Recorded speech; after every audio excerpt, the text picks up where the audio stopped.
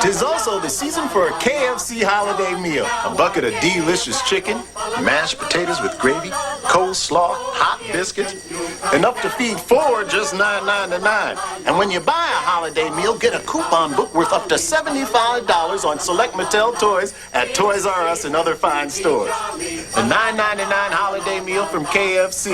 And from Lake Edna, happy holidays!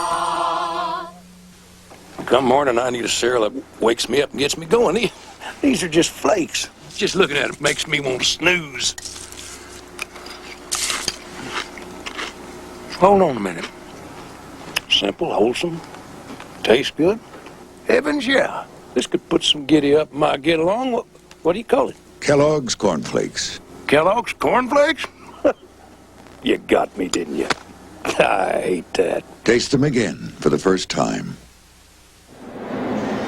There is a playoff atmosphere in the air at Veterans Stadium in Philadelphia, and that's where we find Lesley Visser standing by live. Hello, Lesley. Hello, Greg. You're right about the playoff feeling. Both these teams know if they win, they're in.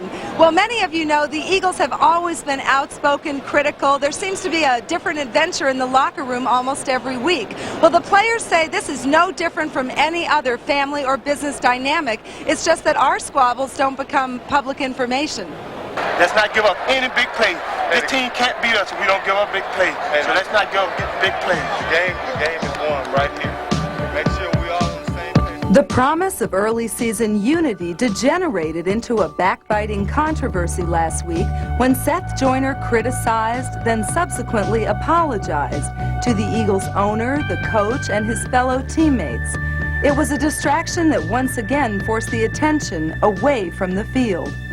You got to be able to, put things behind you. I think, everything is pretty much being put behind mainly because we know this is a big game for us, and we can't worry about it, concentrate on things that's happened in the past. Is it fair to say that with 47 guys over 16 weeks in an emotional game, not everybody always gets along? It's just like a husband and a wife living together. They're not going to get along all the time. They're going to have disagreements. Me and my wife, we've been married 8 years, and we've had disagreements, but we've been able to work them out. That's the same thing within the team sport. Everybody's not going to get along all year. This is a business. Randall don't have to like Herschel Walker. Herschel don't have to like, Dave Alexander. We don't even have to like each other. We don't even have to speak to each other outside the field. But once you step on the field, you got to get the job done. And getting the job done means he's got to hand me the ball. David's got to block for him because that's your job to do.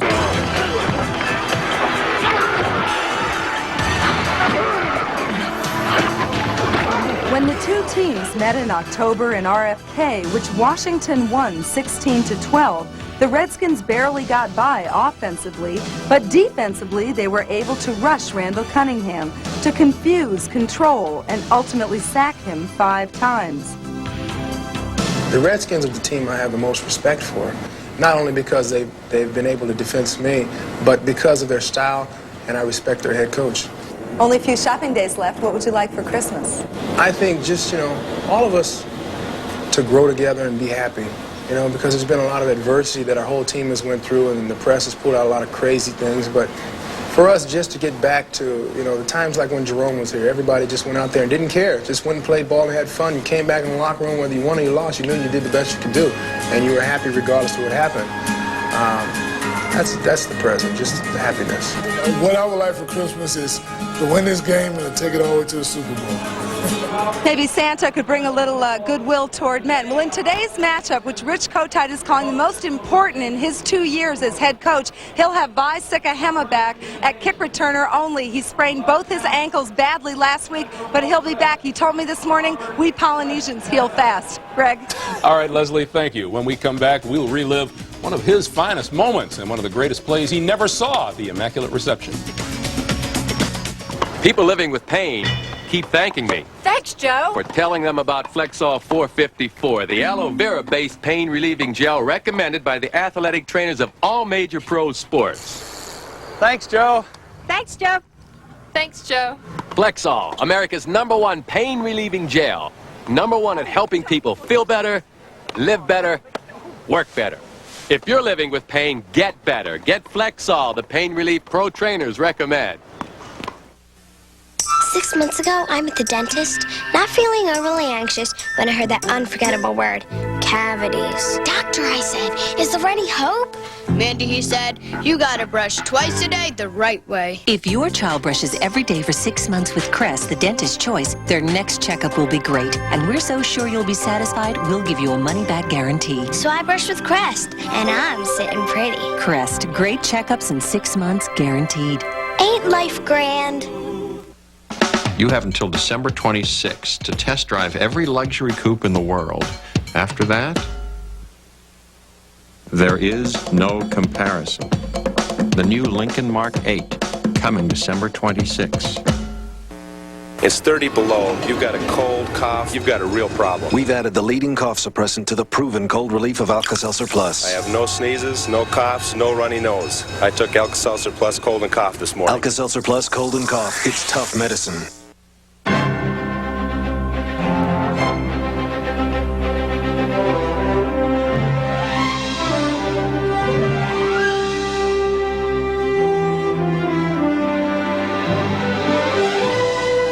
Sony introduces the new standard in television. Trinitron XBR squared. Hey, look! It's the Grand Canyon! It'll change the way you feel about everything you see. From Sony. Well, in his Hall of Fame career, Terry quarterbacked the Pittsburgh Steelers for 14 seasons through a grand total of 4,357 NFL passes. But one of them will always stand out above the rest, and this week he was reunited with the intended and the unintended receivers. For Frenchie Fuqua, Franco Harris, and me, it was as if we had never left. It was 20 years ago, there were 22 seconds to go, and we were down to our last play. And Bradshaw back and looking again. Bradshaw running out of the pocket, looking for somebody to throw to, fires it downfield. And there's a collision. It's caught out of the air. The ball is pulled in by Franco Harris. Harris is going for a touchdown for Pittsburgh. From that moment and forever after, the play was called the Immaculate Reception.